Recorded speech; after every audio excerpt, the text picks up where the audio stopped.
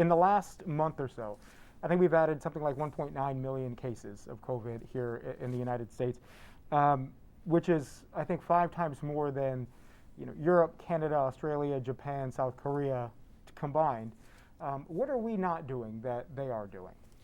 Well, first, what we're experiencing are the results of human behavior in the United States. So really, we've traced it back to the week of Memorial Day. And during Memorial Day week, a lot of us went out and engaged in behaviors that maybe weren't as responsible in terms of individual behavior in the context of being out and about. So wearing face coverings, practicing social distancing, using good personal hygiene. And one thing that we did see, perhaps most importantly, were overcrowded bar settings. And then what happens is those individuals go there, they then return home from vacation, and then we've learned some really important things about this disease. Just how many people can get it who are young and asymptomatic. So the average age of people testing positive in many jurisdictions went from the middle 50s to the mid 30s, and upwards of 50–60% of those people presenting no symptoms but still able to spread the disease as much as somebody with symptoms. And that's why the president has called on your viewers to wear face coverings, because you don't know if you're infected. You don't know if you could be spreading to somebody who's vulnerable around you. Practice social distancing, engage in good personal hygiene, and stay away from settings like overcrowded bars or overcrowded indoor restaurants where you know you're not going to be able to practice those things. So it seems like part of our issue is just the regular everyday behavior of people. How much is testing a factor? Because I know that we have tested a lot of people in the United States here, but we're still sort of lagging behind. And if somebody gets a test and 3-4 days later they get their results, certainly in that 3-4 day window they could be spreading the virus, yeah? So President Trump has built a historic comprehensive testing system here in the United States. We're testing 820,000 people a day. Over 63 million samples have been tested here in the U.S. The U.S. is sort of unique, actually, among the developed world. We test anybody who comes in and wants to get a test, where in other countries they're testing people who have symptoms. And so we are testing a lot of people. We're testing a lot more people.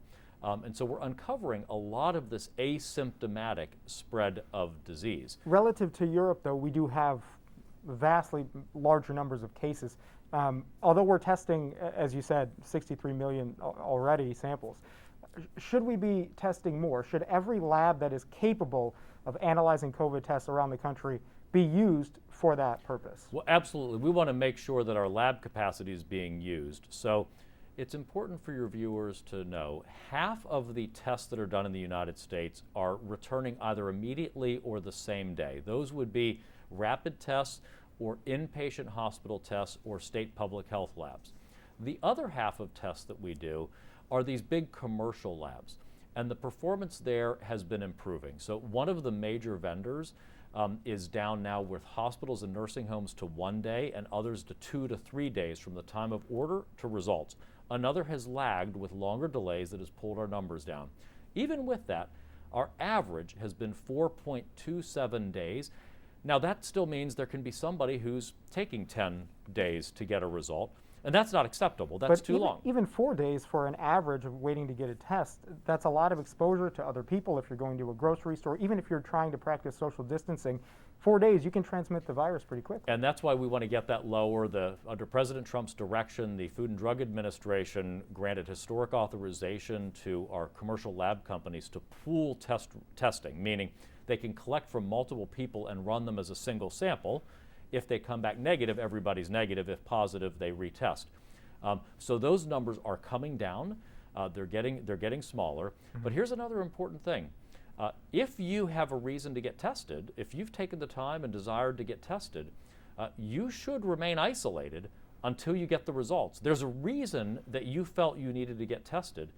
You have a responsibility to remain isolated from others until you get the results of that test. Okay. Should the president use the DPA to compel labs outside of commercial labs? So I'm not talking about LabCorp, not talking about Quest Lab, but should the DPA be used to compel university labs, medical centers, to be analyzing tests and doing tests more rapidly? Well, so we are using the Defense Production Act consistently in terms of producing additional equipment, producing additional supplies. That's been a backbone of the president's historic response, where now we have testing supplies. But why not use it more? Why not compel every lab that can do it to do it? So we have lab capacity out there that is not being used, and we're encouraging our universities to use that for surveillance testing so that they can test their students in good surveillance systems. There's a lot of unused capacity out there that universities can use. Even our state public health labs are running at 58% of their capacity. They just need to add additional shifts and be willing to use the equipment. But again, why not compel them to run at 100%? Well, the Defense Production Act is about actually acquiring and producing new equipment, not actually commandeering individuals or equipment out of locations. Does the administration have the authority to do it? Well, we'll look into that, but the more important thing would be if our universities would actually go ahead and use that equipment. The most efficient way would be if we can get the universities to actually stand up that equipment and use it. Mr. Secretary, there was a woman in Jefferson, Texas named Stacy Nagy who wrote an obituary because of her husband who died, and she said that family members thought his death was needless and that they blame his death, and these are her words here, on Trump, Abbott, all of the other politicians who did not take this pandemic seriously. I'm not asking you to weigh in on her opinion. Obviously, that's a grieving widow. But on a human level, when you hear things like that, what would you say? How would you react to something like that? Well, we grieve any death from this virus. This is an unprecedented pandemic, a global pandemic, and we grieve any single death. But we have to recognize that with a pandemic of this kind, there are going to be infections and there are going to be fatalities. We have minimized them here, and thanks to President Trump's historic leadership, thanks to the fact that he from day one has mobilized the entire U.S. government and our whole economy against this unprecedented pandemic, we've actually been able to keep our case fatality rate at levels that are better than many of our Western democratic peers. Because of the healthcare system we have, because of the therapeutics the president has brought to the market, because of the advances in how we treat and care for people, because we have been able to build up personal protective equipment, because we've surged healthcare capacity and healthcare workers in the United States.